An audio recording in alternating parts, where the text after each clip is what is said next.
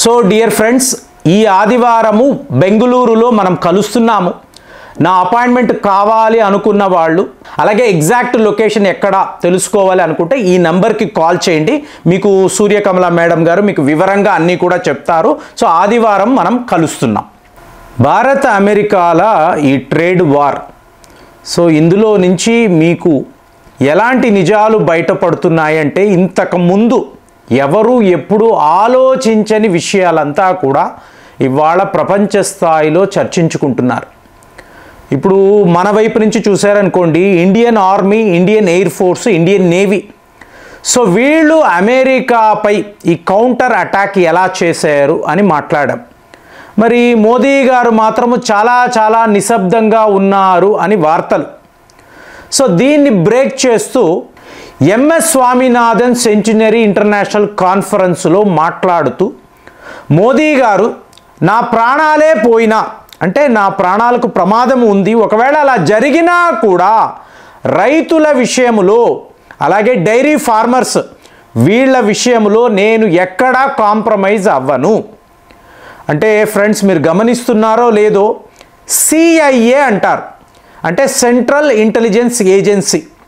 అంటే ఏ ఒక నాయకుడైనా అమెరికాకు ప్రమాదముగా మారినప్పుడు అతనిని ఎలిమినేట్ చేయడానికి ఎన్నో రకాలుగా వీళ్ళు ప్రయత్నాలు చేస్తారు. చరిత్ర పుటాల్లో చూశారంటే ఎంతోమంది. ఇప్పుడు వీళ్ళ బాధంతా ఏమిటి అంటే, మీకు భారత్ యొక్క ఈ గ్రోత్ రేట్ అంటే ఎక్కడా కూడా అమెరికాకు లొంగడం లేదు. సో ఈ మోదీ గారి ప్రోయాక్టివ్ యాక్షన్స్ ఒక్కొక్కటి మీరు గమనించారు అనుకోండి. ఆపరేషన్ సింధూర్ అన్నప్పుడు పాకిస్తాన్ని అమెరికా వాడు కాపాడలేకపోయాడు. అలాగే అమెరికా వాడికి జరిగిన నష్టము కూడా మనం మాట్లాడాం. ఇప్పుడు బంగ్లాదేశ్లో ఈ సిఐఏ అనబడే సంస్థ మీకు అక్కడ ప్రభుత్వాన్ని కూల్చారు. కానీ మీకు షేక్ హసీనాకు మనము ఆశ్రయం ఇచ్చాం. ఇవ్వకూడదు కదా, అమెరికాకు వ్యతిరేకమైన చర్య కదా, కానీ మనము ఇచ్చాం. సో ఈ బాధ ఎలా చూసుకున్నా కూడా మనము అమెరికాను వాడి డిఫెన్స్ రంగము అంటున్నాం. ఒక ఆయుధము కూడా ఇవాళ మేము కొనము, నువ్వు ఏం చేస్తావో చేసుకో, చేయడానికి ఏమీ లేదు. ఫైనల్గా ఏమిటి, భారత్ అంటేనే రైతులు కదా, అగ్రికల్చర్ అనేది మన బ్యాక్ బోన్. సో ఇప్పుడు ఈ మార్కెట్లోకి రావాలి. వీళ్ళ ప్లాన్ చాలా క్లియర్గా ఉంటుందండి. ఇప్పుడు స్కూళ్ళకి పిల్లలు వెళుతూ ఉంటారు, నువ్వేం బ్రేక్ఫాస్ట్ తిన్నావు అంటే కెలాస్ ఓట్స్ అంటారు. అలాగే ఈ కెలాస్కి సంబంధించిన ఎన్నో స్నాక్స్, వీటినే మన తల్లిదండ్రులు వాళ్ళకి బ్రేక్ఫాస్ట్గా పెడుతున్నారు. సో మీకు పాలలో కలిపి ఇస్తారు. ఈ పిల్లలు ఒక రోజు, 2 రోజులు, వారము, 2 వారాలు, 2 నెలలు, 3 నెలలు, ఒక 6-7 ఏళ్ళు వచ్చేటప్పటికి కిడ్నీలు పాడైపోతాయి. సో వీళ్ళకి షుగర్ వస్తుంది, హాస్పిటల్స్ చుట్టూ తిరుగుతారు. సో ఇది కెలాస్ చేసే పని. ఇక యువత అన్నారు అనుకోండి, మీకు తెలిసే ఉంటుంది, కేఎఫ్సి అంటాము, మెక్డానల్డ్స్ అంటాము, అక్కడ వీళ్ళు తీసుకునే కూల్ డ్రింక్స్. సో 17-18 ఏళ్ళు వచ్చేటప్పటికి డయాబెటీస్ అంటూ వీళ్ళు హాస్పిటల్స్ చుట్టూ తిరుగుతారు. ఇక పెద్దవాళ్ళు అనుకోండి, ఈ మాత్రలంతా కూడా ఎక్కువ మీకు అమెరికాలో తయారై వచ్చేవే. అంటే మీకు భారత్ అనేది వీళ్ళకి ఒక స్మూత్ మార్కెట్. వీళ్ళు ఇక్కడికి వస్తారు, వచ్చి వాళ్ళు మనల్ని ఎన్ని రకాలుగా డెస్ట్రాయ్ చెయ్యాలో చేస్తారు. ఇప్పుడు ఇది కుదరడం లేదండి. అంటే మరి కంపెనీలన్నీ ఉన్నాయి కదా, సో ఉన్నాయి, అయినా మనం ఏం మాట్లాడుతున్నాము, జన ఔషధి ఫార్మా అంటున్నాం, ప్రధానమంత్రి జన ఔషధి మిషన్ అంటున్నాం. అంటే ఈ పలానా షాపుల్లో జెనెటిక్ మందులు దొరుకుతాయి. అలాగే ఆయుష్ అంటాం, ఆయుష్లో మీకేంటి, ఆయుర్వేదము, హోమియోపతి, సిద్ధ వైద్యము. సో ఇవన్నీ కూడా కలిపి అమెరికా వాడి ఫార్మా రంగానికి చాలా పెద్ద దెబ్బ కొట్టే ప్రయత్నాలు మనం చేస్తున్నాము. ఇలా ఎందుకు మీరు చేస్తున్నారు? ఇంకా చెప్పాలంటే ఇవాళ రైతులు అంటున్నాం కదండి. మోదీ గారు ఏమంటున్నారు, నా ప్రాణాలే పోయినా భారత్ రైతులను నేను కాపాడతాను, సో వీళ్ళ దుర్మార్గాన్ని ఆపుతాను. ఇది అక్కడ ఎంఎస్ స్వామినాథన్ గారి ఇంటర్నేషనల్ కాన్ఫరెన్స్లో మోదీ గారు మాట్లాడుతున్నారు.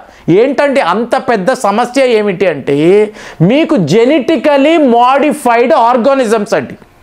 అంటే ఇప్పుడు నేను మాట్లాడుతున్న కెలాస్ అనండి, కూల్ డ్రింకులు అనండి, అలాగే చికెన్ ముక్కలు, కొన్ని నెలల తరబడి ఫ్రీజర్ రూమ్లో పెట్టి డైరెక్ట్గా తీసుకొని సలసల కాగే ఆయిల్స్లో పోస్తారు.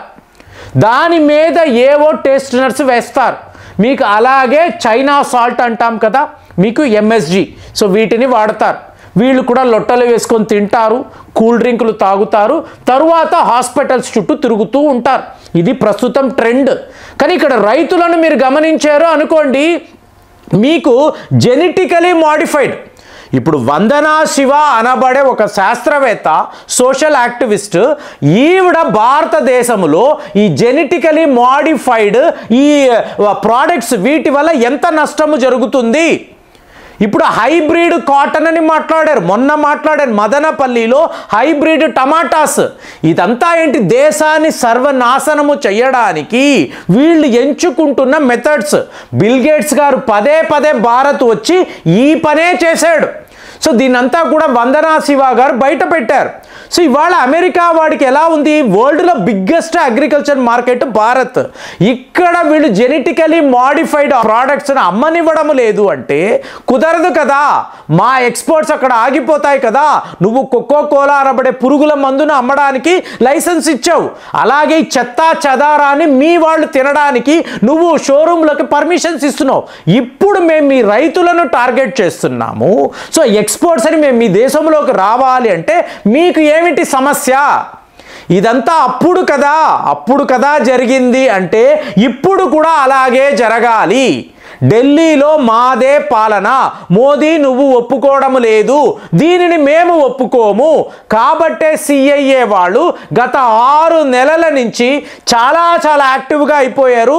భారత్లో వాళ్ళ ఏజెంట్లను పెట్టుకొని పెద్ద పెద్ద కుట్రలు చేయడానికి వాళ్ళు సిద్ధపడిపోయి ఉన్నారు. అయినా కూడా మనము లొంగడము లేదు. కాబట్టే ఇవాళ డొనాల్డ్ ట్రంప్ 25%, ఇంకొక 25 ఇవన్నీ మాట్లాడి మనల్ని లొంగ తీసుకోవాలి అనే ప్రయత్నాలు చాలా పెద్ద లెవెల్లో వీళ్ళు చేస్తున్నారు. ఇప్పుడు ఇది ఏమైపోయిందంటే మనము అమెరికాను ప్రపంచానికి ఎక్స్పోజ్ చేస్తూ, ఇప్పుడు జయశంకర్ డిప్లొమసీ అంటే అమెరికా యొక్క దుర్మార్గాన్ని ప్రజల ముందు పెట్టడం, ఇంటర్నేషనల్గా మనం వాళ్ళని ఎక్స్పోజ్ చేయడం, దీనిని వీళ్ళు తట్టుకోలేకపోవడం. దాంతో మనకేమైంది, అమెరికా లేకుండా కూడా ఇవాళ మీరు ఈ వార్త వింటే షాక్ అవుతారండి. జపాన్లో మన మహేంద్ర కార్లు అమ్మకాలు మొదలయ్యాయి. వాళ్ళు ఇష్టపడి కొంటున్నారు అని రిపోర్ట్స్. అలాగే మీరు చూసారనుకోండి, ఆఫ్రికా దేశాలు, లాటిన్ అమెరికా దేశాలు ఇవాళ భారత్తో వ్యాపారం చేయడానికి సిద్ధముగా ఉన్నారు. మన ప్రోడక్ట్స్ కొనడానికి వాళ్ళు ఎన్నో రకాలుగా, ఎంత మీరు మాకు డిస్కౌంట్స్ ఇస్తారు, మనము ఫ్రీ ట్రేడ్ అగ్రిమెంట్ వేసుకుందామా, ఇలాంటి బేరసారాలు. కాబట్టి మన ఎక్స్పోర్ట్స్ పెరుగుతూ వెళుతున్నప్పుడు అమెరికా వాడి మీద మనం ఏ రకంగా డిపెండ్ కాకుండా వాడి ఎక్స్ప్లాయిటేషన్ని మనం ఆపుతూ ఉంటే ఎలాగా తట్టుకోలేకపోతున్నాడు. తట్టుకోలేకే వాడు ఇన్ని రకాలుగా ఇన్ని విధాలుగా మనల్ని కట్టడి చేయాలని చూస్తున్నాడు. ఫైనల్గా మన రైతుల మీదే, డైరీ ప్రోడక్ట్స్ మీదే వాడి దృష్టి అంతా కూడా హ్యూజ్ మార్కెట్ని క్యాప్చర్ చేస్తే, నిన్న మాట్లాడాను మీకు మీట్ ఈటింగ్ కౌస్, వాటికి సంబంధించిన ప్రోడక్ట్స్ వాటిని భారత్ మార్కెట్లో అమ్మాలి అంటే మీరు నేను ఒప్పుకుంటామా? మీరు ఎందుకు ఒప్పుకోరు?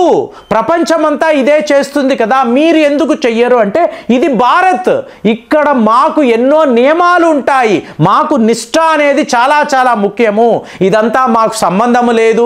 మేము మీ దేశంలో పలానా డైరీ ప్రోడక్ట్స్, అలాగే మీకు రైతులకు సంబంధించిన ఈ కెమికల్స్, ఈ ఫర్టిలైజర్స్ వీటినంతా అమ్ముతాము, మీరు కొనే తీరాలి అంటే మోదీ గారి లాంటి వాళ్ళు కుదరదంటే కుదరదు అంటున్నారు. ఇంతంత పెద్ద విషయాలు అమెరికా వాడు మన మీద పగబట్టి మరి చేస్తున్నాడంటే వాడికి మనము ఎలా బుద్ధి చెప్పాలి?